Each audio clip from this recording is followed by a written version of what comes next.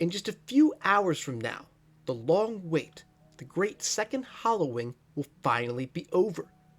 At long last, Shadow of the Erdtree will drop, and we'll be free to take any of our characters who've managed to defeat Mohg and Radahn into the lands of Shadow.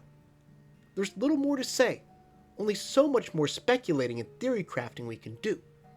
So as we wait for the final grains of sand to drop from the hourglass, join me for 10 bold predictions for Shadow of the Erdtree. But before I go on, if you are an Elden Ring fan, then please be sure to like, subscribe, and consider supporting me with a YouTube channel membership or over on Patreon.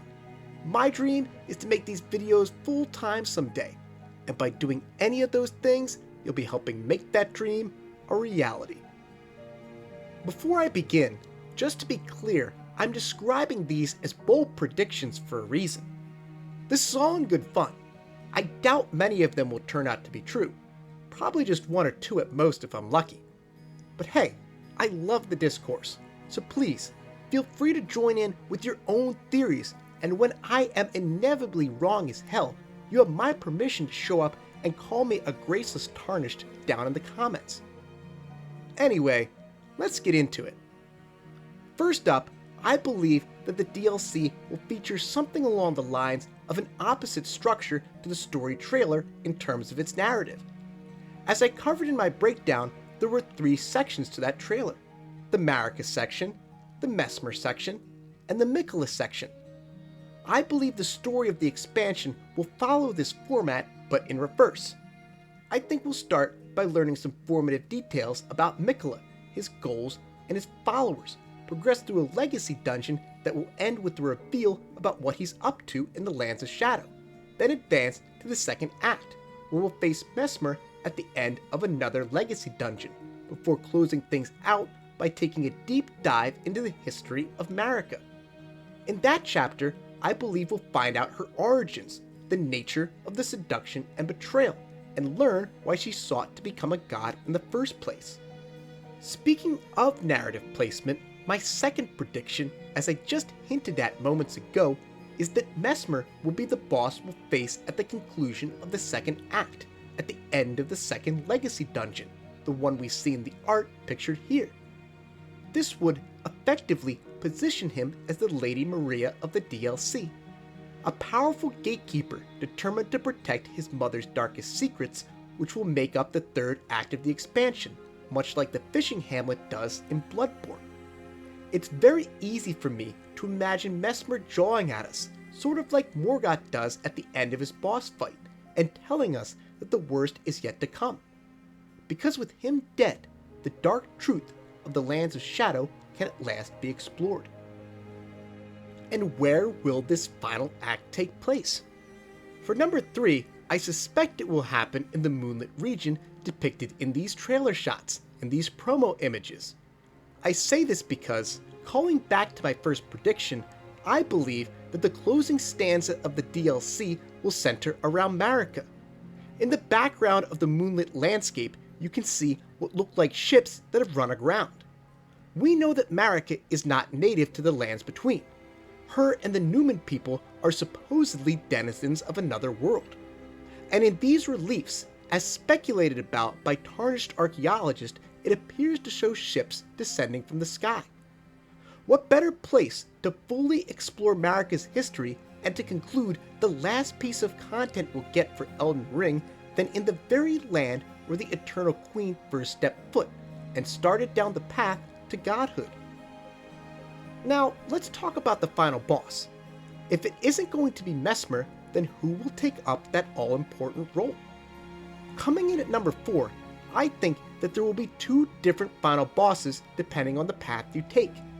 Miyazaki hinted in an interview that there will be choices to make in the DLC, and what better way to implement these decisions and give Shadow of the Erdtree some tremendous replay value than to allow the path you take to determine who you fight at the end.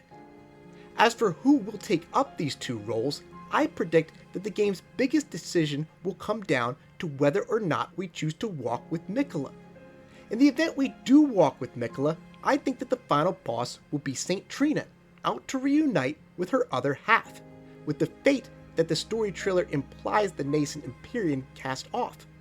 And that if you don't, it'll be Miquella himself, possibly alongside a group of followers he's compelled to support him, or even a myriad of powerful spirit summons.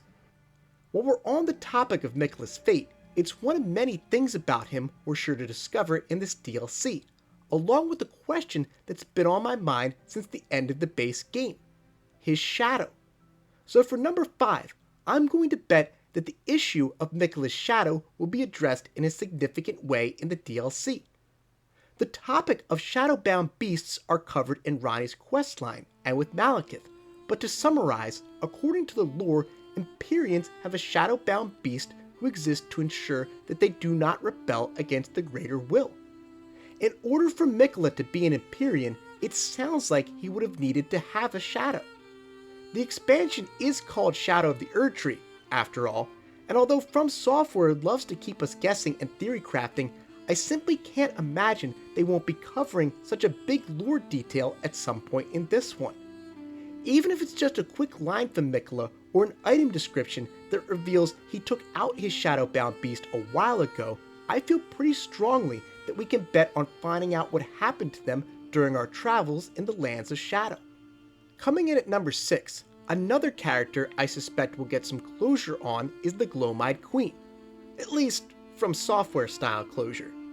The Glowmide Queen is kind of the holy grail for Elden Ring lore enthusiasts. She's a topic we're constantly discussing, due in large part to the fascinating nature of her children, the Godskin Apostles. Most of us suspect that she's either well and truly dead, Melina, or some combination of the two.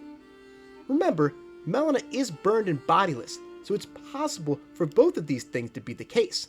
So although it might seem to be a settled issue, it stands to reason that we'll get some more information on her in the expansion.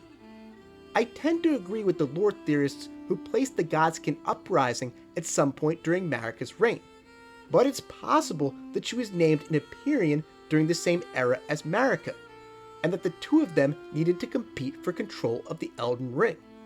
The war shown in the story trailer might be the aftermath of the Glowmide Queen's defeat, meaning that the possibility exists that we could see a statue or painting of her at some point, which would either confirm our suspicions about Melina or debunk them entirely. Following up on Melina, for number 7, I think we'll stumble upon her body at some point during our journey.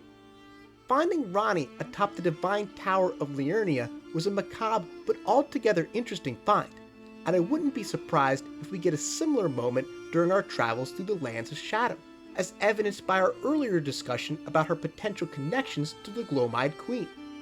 Some have also explored the possibility that she might be Miquella, as covered in Tim Diggity's incredible video on the subject.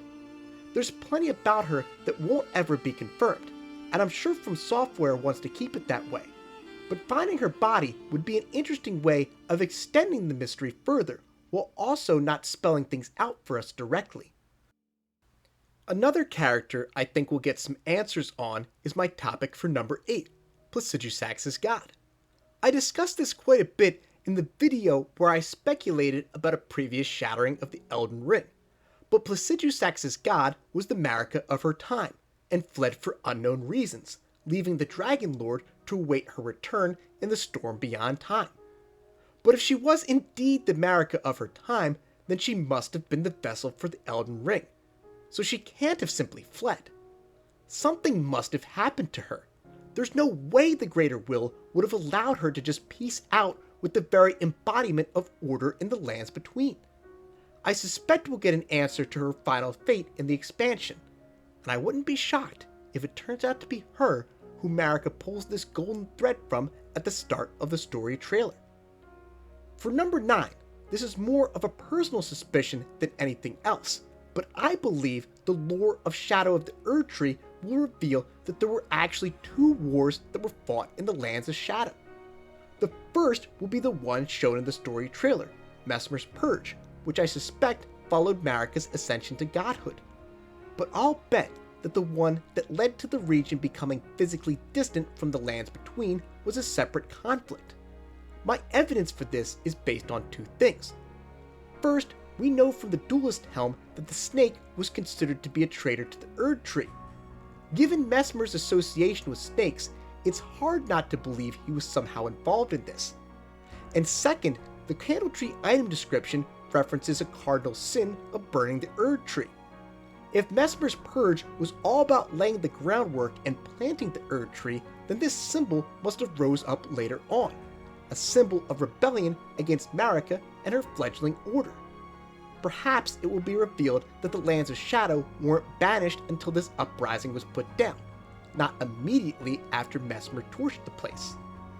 And finally, again, more of a personal belief, while I certainly don't think that the expansion will drop a tease for Elden Ring 2, I do believe it will make a pretty clear statement about the direction From Software will take in the event they do decide to make a sequel. Definitely not a cliffhanger, but something along the lines of a lingering plot point or a tantalizing question about what might be next for the Lands Between. As varied as the choices you can make at the end of the base game are, as I've argued in other videos, it sure seems like we are merely repeating a cycle that has happened many times over, and thus it wouldn't be hard for the developers to set a second game many hundreds of years later, when the fate of our Tarnished who became Elden Lord no longer matters. Miyazaki said that they don't have any immediate plans for an Elden Ring sequel, but also aren't ruling it out. Obviously, that shouldn't be the only reason they make a sequel. But if they've got an idea for it, and From Software wants to do it, I've got a good feeling they'll go for it. And that's a wrap on my 10 bold predictions for Shadow of the Erdtree. I hope you enjoyed this highly speculative look at what might be awaiting us in just a few hours when we enter the Lands of Shadow. If you're still watching, then thank you so much for joining me on this journey. I had a blast making these videos, and I hope you've enjoyed watching them as well. Stay tuned for some post-release videos on the game next week. I'll drop a review as soon as I'm done, and maybe something akin to an ending explained video if the situation calls for it.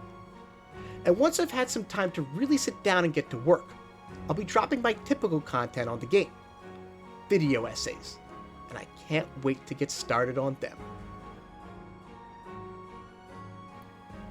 Thanks for watching. Huge thanks to Farewelleon, who's allowed me to use her amazing covers from the Game of Thrones soundtrack for my Elden Ring videos, and the illustrious Alex Rowe, who lets all of us YouTubers use his incredible Soulsborne remixes. To check out both of these super talented artists, just follow the links down below in the description box. Big shout out to all my Silver and Gold tier YouTube channel members and Patreon subscribers, including James Pruitt, Corey Matson, Gustavo Balabi, Lil Caesar, Reed, and Pythonian, who get early access to these videos thanks to donations of $5 to $10 a month. See you guys next time.